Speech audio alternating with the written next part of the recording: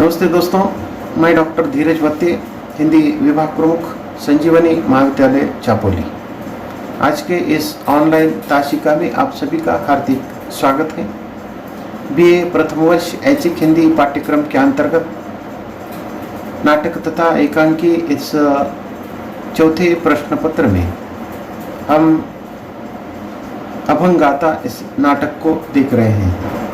अभंगाता नाटक के नाटककार डॉक्टर नरेंद्र मोहन हैं। इसके पूर्व हमने अभंगाता नाटक की कथा वस्तु को देखा है। अभंगाता नाटक के माध्यम से नरेंद्र मोहन जी ने संत तुकाराम की जीवन गाथा को, उनके जीवन संघर्ष को हमारे सामने प्रस्तुत किया है। उसके साथ ही तत्कालीन समय की सामाजिक और सांस्कृतिक जो संवेदना है उसका भी विवेचन इस नाटक के माध्यम से किया गया है। अभंगाता नाटक तुकाराम के समकालीन समाज की जो विभिन्न समस्याएं हैं उसका दस्तावेज है।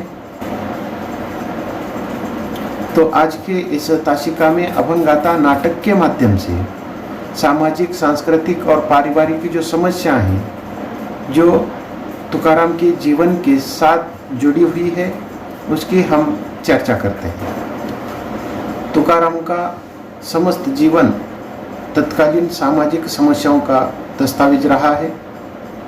तत्कालीन समय के समाज की विभिन्न प्रकार की सामाजिक, सांस्कृतिक, धार्मिक गुलामी के जंजीरों को तोड़ने के लिए उन्होंने अपने अभंगों की रचना की है। किंतु तत्कालीन समय की धर्मांध जो ताकतें हैं जिन्होंने अपनी नाव को बचाने के लिए संत तुकाराम के साथ अन्याय एवं अत्याचार के माध्यम से अपने कुचक्र का जाल बुना लिया, परंतु उसमें भी उन्हें कामयाबी न मिलने के कारण हम देखते हैं कि नाटक के अंत में तुकाराम की हत्या की जाती है। तो इस प्रकार नरेंद्र मोहन ने अपने इस नाटक के अंतर्गत तुकाराम के जीवन को केंद्र में रखा है।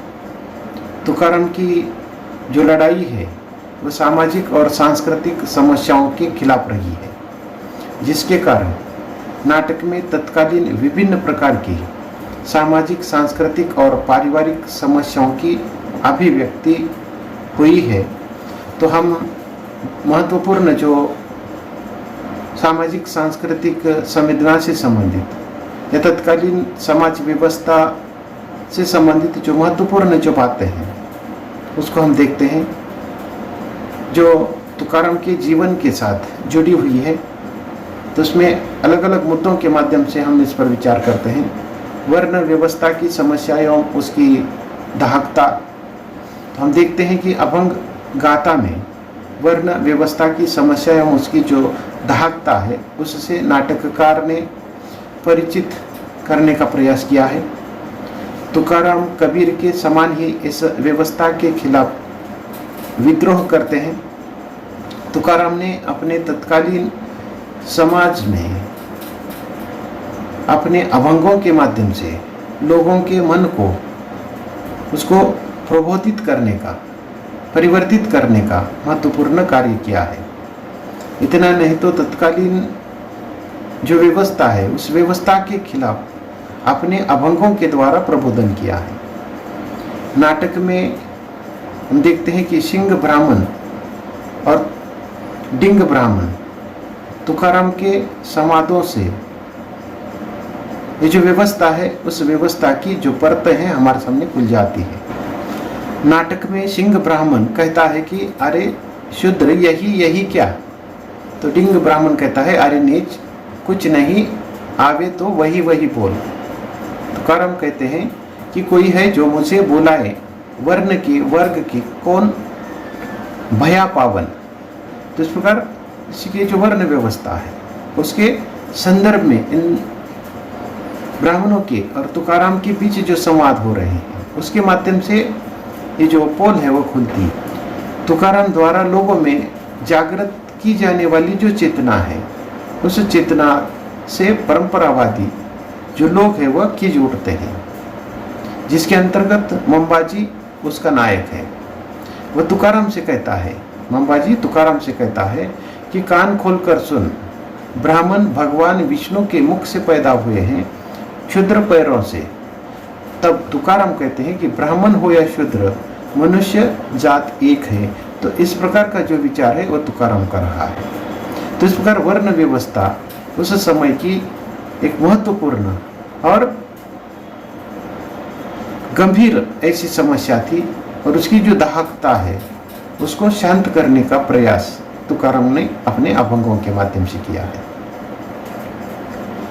उसके बाद दूसरा एक महत्वपूर्ण जो मुद्दा है, अस्पृश्यता एवं जातीय विषमता का जो चित्रण है इस नाटक में हमें देखने को मिलता है। तो इस प्रकार इस नाटक में ये जो समस्या है, इस समस्या का निर्माण का जो केंद्र है वह वर्ण व्यवस्था रही है, और उसी की अगली जो कड़ी है यह अस्पृश्यता एवं जातीय विषमता है। इस नाटक में तुकाराम विद्रोही चरित्र है।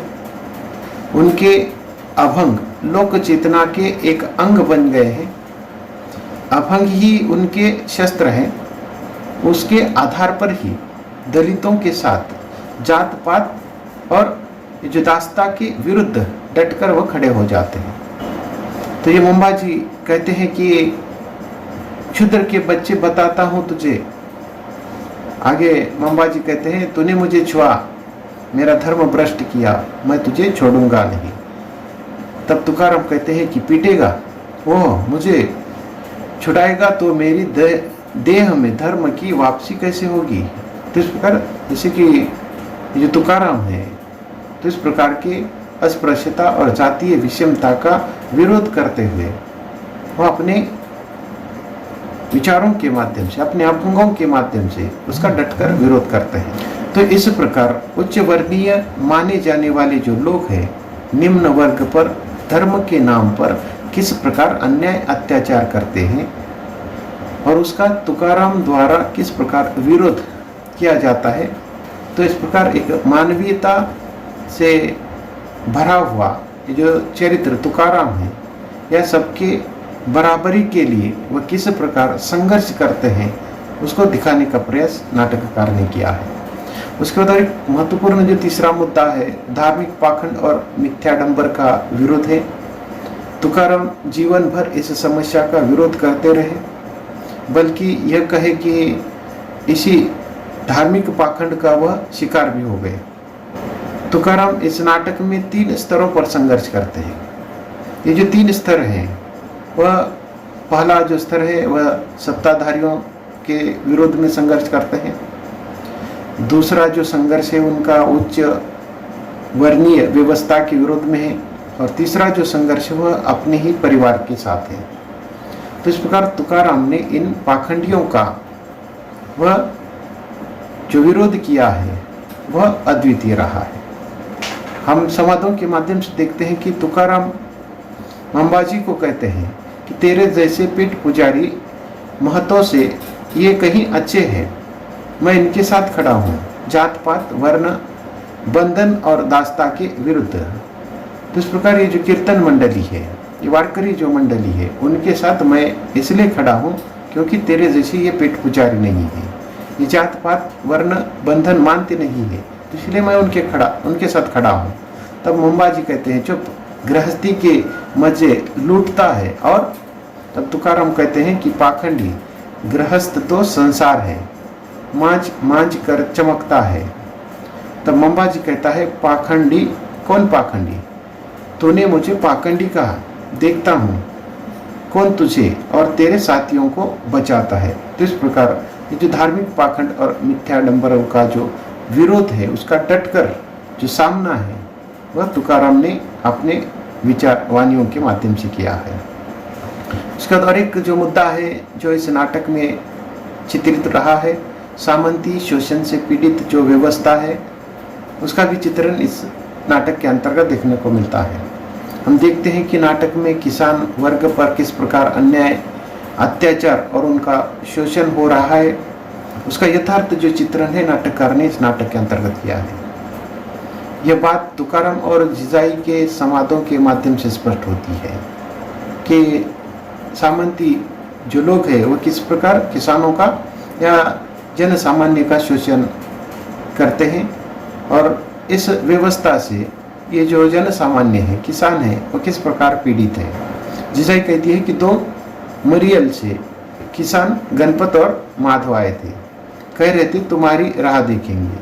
तब तुका कहते हैं कि वे बड़े बेहाल हैं, जमींदारों ने उन पर कहर ढा रखा है, वे विरोध करते हैं पर उन पर मुसीबत टूट पड़ी है।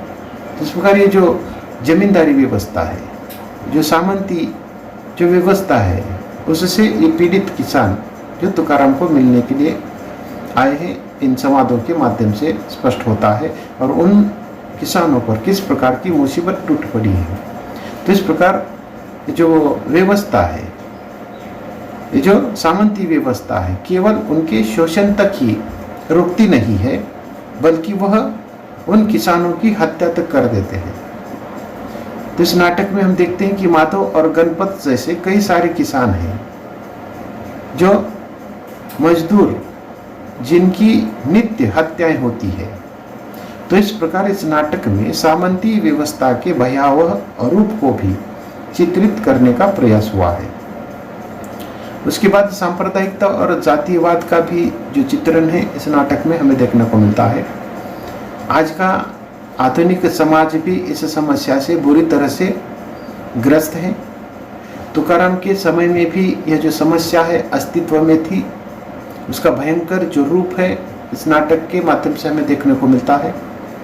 अलग अलग संप्रदाय और जातियों में विषमता को आरोपित करते हुए आनंद लेने वाले लोगों की उस समय कमी नहीं थी। तत्कालीन समय में भी इस प्रकार की जो स्थिति है देखने को मिलती है। नाटक के अंतर्गत जो ऐसे कुछ पात्र हैं जिसमें सदाशिव, तानाजी और दामोदर हैं, तो इस प्रकार के जो ग्रस्त लोग हैं उन पर अन्याय अत्याचार करने वाले लोगों में उनका प्रतिनिधित्व करते हैं।